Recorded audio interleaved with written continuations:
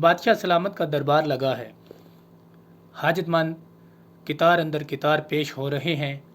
بادشاہ ہر ایک کی درخواست پر حاجت مند کی خواہش کے مطابق حکم صادر کر رہا ہے اور ڈیروں دعائیں سمیٹ رہا ہے۔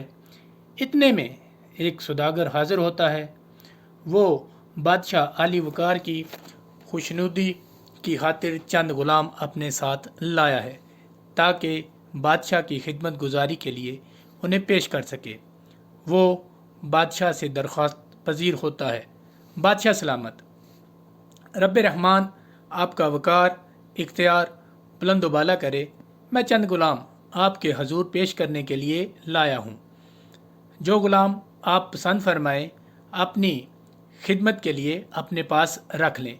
میں جانتا ہوں آپ کے پاس غلاموں کی کمی نہیں، ایک سے ایک بڑھ کر غلام آپ کے دربار میں آپ کی جنبش اور حرکت انگشت پر عمل کرنے کو تیار ہے، مگر میں سمجھتا ہوں کہ یہ میرے لیے بہت بڑی سعادت اور اعزاز ہوگا کہ اگر میرا پیش کردہ کوئی غلام آپ کے احکامات کی بجا آوری کے لیے آپ کے دربار شاہی میں مامور ہوگا۔ بادشاہ اس سوداگر کی درخواست پر زیر لب مسکراتا ہے اور حکم دیتا ہے کہ ہر ایک غلام کو باری باری میری خدمت میں پیش کیا جائے۔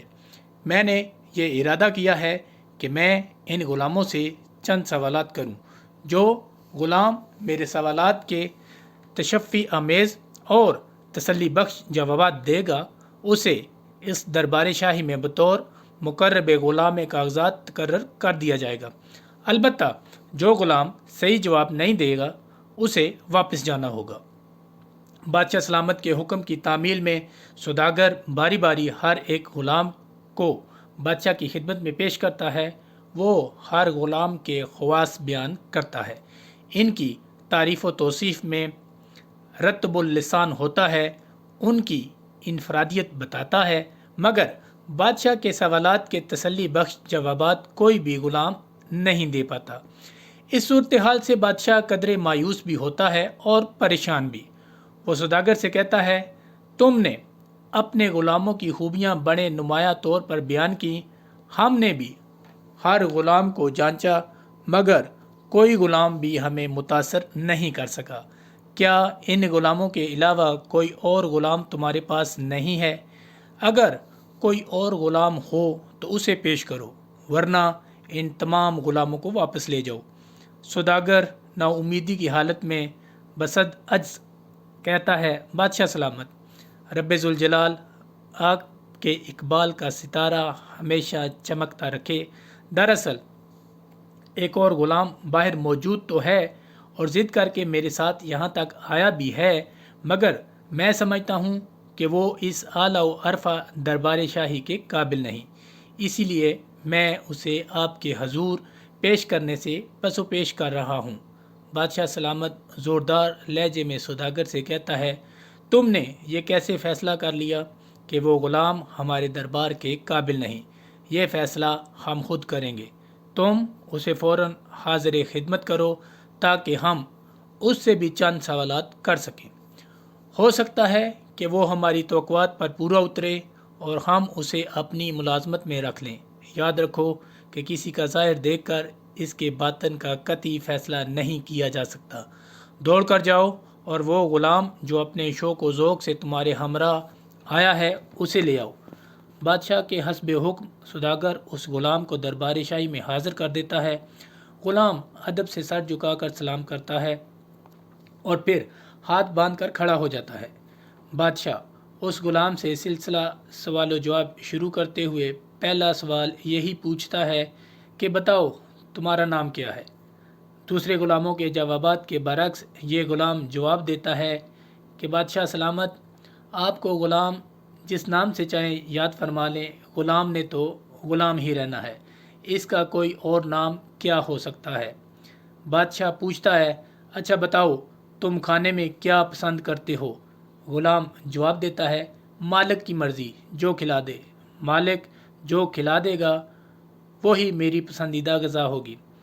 بادشاہ اس سے آخری سوال یہ پوچھتا ہے کہ تمہاری کوئی خواہش ہو تو فوری طور پر بتاؤ تاکہ اسے پورا کیا جا سکے۔ ہم تمہارے جوابات سے بہت خوش ہوئے ہیں۔ اب وقت ہے طلب کرو جو کچھ طلب کر سکتے ہو، جو مانگو وہی ملے گا۔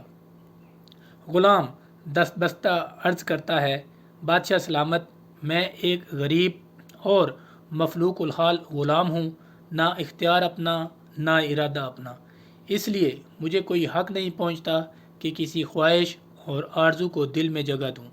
میری کوئی بھی طلب نہیں۔ غلام کے ان جوابات پر بادشاہ سلامت ایک نعرہ تکبیر بلند کرتا ہے اور بے ہوش ہو جاتا ہے۔ تمام درباری اکٹھے ہو جاتے ہیں، افراتفری کا سماں پیدا ہو جاتا ہے، حکیم و طبیب طلب کیے جاتے ہیں، ہر شخص فکر مند نظر آتا ہے، اور وہ سوداگر جو کہ اس غلام کو لایا تھا بے حد پریشان ہو کر ایک کرسی پر بیٹھ جاتا ہے۔ وہ دل ہی دل میں سوچتا ہے کہ میرا اندازہ صحیح تھا، یہ غلام اس دربار شاہی کے قابل نہیں، تاہم اب اسے یہ پریشانی لاحق ہوتی ہے کہ اس کا انجام کیا ہوگا۔ تھوڑی دیر بعد بادشاہ ہوش میں آتا ہے اور آنکھیں کھولتا ہے تو تمام اہل دربار کی جان میں جان آتی ہے، مگر بادشاہ سلامت پہلی نظر جس شخص پر ڈالتا ہے وہی غلام ہے۔ بادشاہ دیکھتا ہے کہ غلام اسی طرح ہاتھ باندھے کھڑا ہے، اس کے چہرے پر نہ کوئی پریشانی ہے اور نہ ہی کوئی حیرانی۔ اب بادشاہ تھوڑے توقف کے بعد لب کشا ہوتا ہے اور خود کلامی کرتے ہوئے قابل سماعت آواز میں کہتا ہے، اے ابراہیم ادہم، افسوس ہے تجھ پر اور صد افسوس ہے تجھ پر، بلکہ 100,000 افسوس ہے تجھ پر۔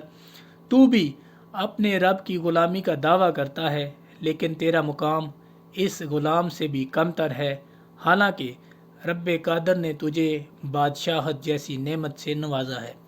تجھ سے تو غلام بدرجہ بہتر ہے کہ جس نے سارے اختیارات اپنے مالک کے سپرد کر دیے ہیں اور اپنی کوئی مرضی و منشا یا خواہش و آرزو نہیں رکھی، لیکن ایک تو ہے کہ سارے اختیارات اپنے پاس رکھتا ہے۔